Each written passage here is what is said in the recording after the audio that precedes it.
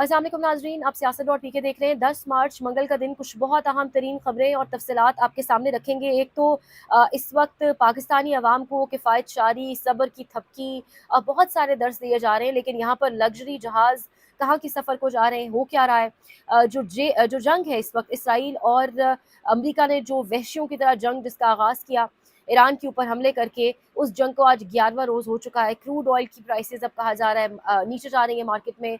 पाकिस्तान में petrol prices क्या वापस कम होगी या नहीं। इसके साथ साथ इमरान खान के हवाले से आज एक अहम फैसला अदालत इस्लामाबाद हाई कोर्ट से, वो भी आपके सामने रखेंगे। बल्कि आगाज़ यहीं से करते हैं। बड़ी हैरानकुन सूरत हाल आज सामने आई, यानी इस दिन का इंतज़ार किया जा रहा था।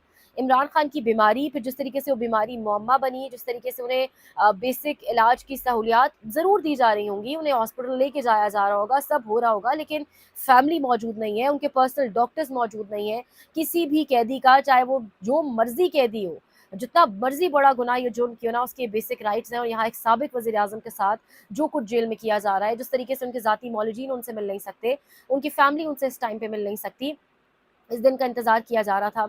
इससे पहले अलीमा खान बाकायदा तौर पे इन तमाम तर वकला के नाम लेकर कह भी चुकी हैं कि कहाँ है वो सब, वो क्यों नहीं सामने आते।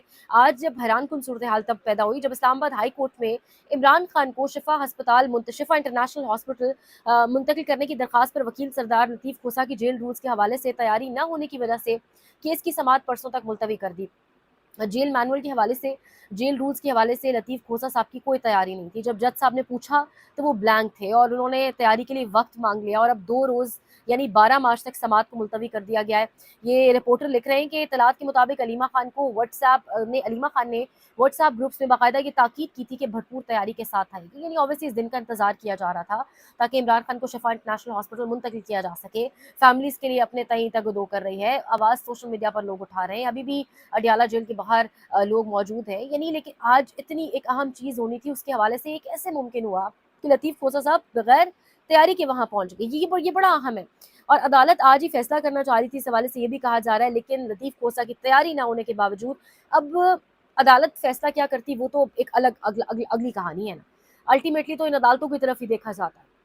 वो तो एक अगला स्टेप है कि अदालत ने क्या फैसला करना था, आया कोई अच्छा फैसला आना भी था या नहीं। लेकिन लतीफ़ खोसा साहब की तैयारी ना होना, इस वक्त लिटरली मुख्तलिफ लोग ये सवाल उठा रहे हैं कि लतीफ़ खोसा ने जैसे अदालत को इस वक्त बाकायदा तौर पे एक एक बेनिफिट दिया है और वो बेनिफिट देते हुए अदालत को, ताकि अदालत को कोई मुश्किल फैसला ना करना पड़े, और उन्होंने कह दिया कि उनकी तैयारी नहीं है जेल मैनुअल के हिसाब से। तो एक तो इस वक्त एक सबसे बड़ी इंपॉर्टेंट खबर ये। दूसरी जानिब मैं आपको बताऊं तो सबर की थपकी, और बाकायदा तौर पे कल वज़ीर आज़म साहब आए, उन्होंने सब पूरे पाकिस्तान को थपकी दी और कहा कि फ़ायद शारी करें, सादगी से ज़िंदगी गुजारें। अच्छा, अपने हवाले से उन्होंने सादगी से क्या बताया कि हुकूमती लेवल के ऊपर हम क्या इक़दामात उठाएँगे, कोई अफ्तार डिनर्स नहीं होंगे। बंदा पूछे पहले क्यों सरकारी खाते में अफ्तार डिनर्स हो रहे थे? ये सादगी का इक़दाम तो है ही नहीं, ये अब आप उठा रहे हैं, यानी ये तो पहले भी नहीं होना चाहिए था। उन्होंने कहा जी कि 25% तक कटौती हो जाएगी, पेट्रोल अब नहीं मिलेगा। पेट्रोल ऑलरेडी 1-1 हज़ार लीटर तक सरकारी ऑफिसर्स को मिलता है, कम भी कर लेंगे 25% तो अच्छा खासा पेट्रोल तो उनकी जेबों में फ्री में फिर भी जाएगा ही जाएगा। इस किस्म की बहुत सारी उन्होंने चीज़ें की। दफातर 4 दिन कर दिए।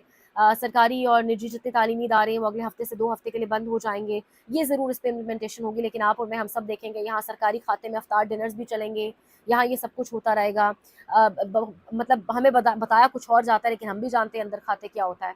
किफ़ायत शारी के लेक्चर्स हमें दिए जा रहे हैं, लेकिन इतनी किफ़ायत शार हुकूमत है कि लग्जरी जहाज़ खरीदती है।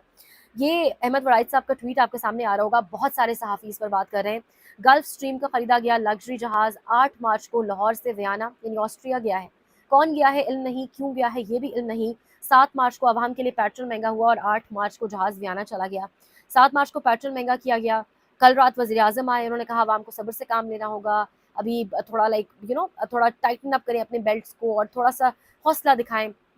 और पेट्रोल महंगा होने से अगले ही दिन ये जहाज़, लग्जरी जहाज़ जो ऑब्वियसली इस पर मुख्तलिफ बातें, डिबेट बहुत लंबी हो जाएगी, लेकिन मेरे और आपके टैक्स के पैसों से ख़रीदा गया जहाज़, अब इसमें कौन कहाँ गया ये एक अलग कहानी है। इस पर उज़मा बुखारी हुकूमती साइड से भी अपना मौक़िफ़ दे रही हैं। वो कह रही हैं वज़ीर आला मरीम नवाज़ इस वक्त पंजाब में मौजूद हैं, तमाम मीटिंग्स को शेयर कर रही हैं। फिर ये जहाज़ किसके इस्तेमाल में है, जहाज़ सोनी के इस्तेमाल में है, तो इसमें गया कौन है, कहाँ गया, ये एक अलग दास्तान है। आज़म नज़ीर तारड़ साहब आस-पास फेडरल मिनिस्टर्स को बिठाए हुए हैं और कह रहे हैं कि खबर देने में तो कोई मसला नहीं है, लेकिन इस पर ये तबसरा करें कि पाकिस्तान को फलां का साथ देना चाहिए और फलां का नहीं। अगर ऐसा करने से दोस्त ममालिक का एतराज़ आता है तो इसकी इजाज़त आइन नहीं देता। صحافت کا پیشہ ایسا ہے، اور خاص طور پہ جو انفارمیشن کا فلو ہے جس طرح سے آج کل ہے، لیکن آئینی حدود و قیود کو بھی ہم نہیں چھوڑ سکتے. جب آپ چھوڑیں گے تو پھر اس پہ تنقید ہوتی ہے کہ جی یہ کیوں فوجداری مقدمہ درج کر دیا گیا، پروسیکیوشن شروع کر دی گئی ہے، دیکھیں جی اب عدالت میں معاملہ کیوں لے جایا گیا ہے، یہ زیادتی ہو رہی ہے. زیادتی صرف تب ہوتی ہے جب یہ ریڈ لائن جو آئین نے ڈرا کر دی ہے، جب ہم اس کو کراس کرتے ہیں. یعنی آئین اور قانون کو ہر چیز میں بیچ میں تو لے آتے ہیں، لیکن یہ ملک کتنا آئین اور قانون پہ چل رہا ہے یہ میں اور آپ جانتے ہیں. ان لوگوں پر کتنا آئین اور قانون لاگو ہوتا ہے یہ میں اور آپ جانتے ہیں. پرنسپل سٹانس بھی کسی چیز کا نام ہے، منافقانہ رد عمل بھی کسی چیز کا نام ہے. تبھی شاید ہم ہر کسی کے ساتھ کھڑے ہیں. ہم سعودیہ کے ساتھ بھی کھڑے ہیں، قطر کے ساتھ بھی کھڑے ہیں، یو اے کے ساتھ بھی کھڑے ہیں، ہم ایران کے ساتھ بھی کھڑے ہیں، ہم امریکہ کے ساتھ بھی کھڑے ہیں، ہم چائنا کے ساتھ بھی کھڑے ہیں، ہم سب کے ساتھ کھڑے ہیں. اور مطلب لٹرلی یہ ہماری حالت ہے. پھر یہ سٹیٹمنٹس بھی ہیں کہ خبر دے دیں لیکن تبصرہ ہم نہیں کر سکتے، تبصرہ نہیں کر سکتے. یا واللہ عالم کو گراؤنڈز بنانے کی کوشش کی جا رہی ہے، کیونکہ سعودیہ کے ساتھ ہمارا ایک ڈیفینس پیکٹ آلریڈی موجود ہے، اور عوام کا سینٹیمنٹ بھی ایک موجود ہے، کس طریقے سے عوام ایران کے لوگوں کے ساتھ کھڑی ہے. ایرانی سپریم لیڈر جو نئے منتخب ہوئے ہیں ان کو ایون وزیر اعظم صاحب نے کل کو مبارکباد تک بھی نہیں دی.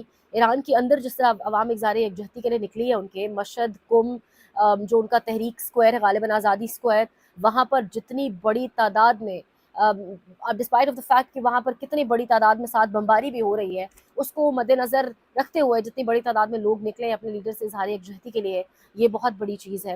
اور پاکستان کی عوام کا سینٹیمنٹ بھی ایسا ہی ہے، کیونکہ سب سے زیادہ لوگ ایران میں شہادت ہوئی ان کی جنگ کا جب پہلا یا دوسرا روز تھا، تو دوسرے نمبر پہ پاکستان تھا جو بغیر جنگ لڑے یہاں پر بھی شہادت ہوئی لوگوں کی. کیوں؟ کیونکہ لوگ نکلے کونسلیٹس اور سفارت خانوں کے سامنے احتجاج کے لیے، اور پھر ان پر گولیاں چلائی گئیں. تو عوام کا سینٹیمنٹ بھی جانتے ہیں، لیکن منطق جو ان کی جانب سے دی گئی ہے وہ آپ کے سامنے رکھنا بہت ضروری تھی. دوسری جانب کہا جا رہا ہے، باوثوق ذرائع کہہ رہے ہیں کہ مریم نواز کو ٹریفک پولیس کی یونیفارم کا رنگ پسند نہیں تھا، اور وہ چاہتی تھی ٹریفک پولیس کی یونیفارم کا رنگ انٹرنیشنل پولیس سے ملتا ہو تاکہ غیر ملکی یہاں پر آئیں تو وہ پہچاننے میں پولیس والوں کو آسانی ہو انہیں. تو انہوں نے ٹریفک پولیس کی یونیفارم کا کلر پسند نہ ہونے کے باعث اس کو چینج کر دیا ہے. اس میں خرچہ کتنا آیا ہوگا؟ کہیں پر کہا جا رہا ہے ایک یونیفارم 5,000 کی بنتی ہے، کہیں پر کہا جا رہا ہے ایک یونیفارم 6,000 کی بنتی ہے.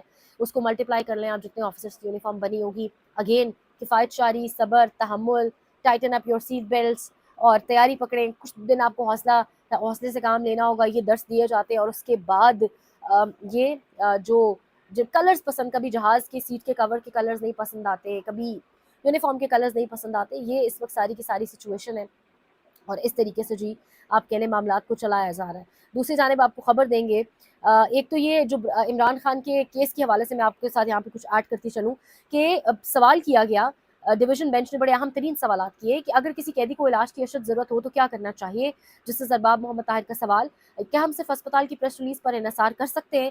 جسٹس خادم حسین سمرو پرسوں ان دونوں سوالات کا جواب دیں. ڈویژن بینچ کے ایڈوکیٹ جنرل اسلام آباد کو ہدایت، کیا ہم صرف ہسپتال کی پریس ریلیز پر انحصار کر سکتے ہیں؟ جسٹس خادم حسین سمرو کا یہ وہ سوال ہے جو عمران خان کی بہنیں مسلسل یہ سوال اٹھا رہی ہیں. یہ ایک بہت اہم ترین سوال ہے اپنے تئیں دیکھا جائے تو، اور یہ سوال اگین عمران خان کی بہنیں اٹھاتی چلی آ رہی ہیں، اور یہ بالکل وہی الفاظ ہیں جو جسٹس صاحب نے بھی آج سوال پوچھا ہے کہ کیا ہم ہسپتال کی پریس ریلیز پر ہی اعتبار کر سکتے ہیں یا نہیں.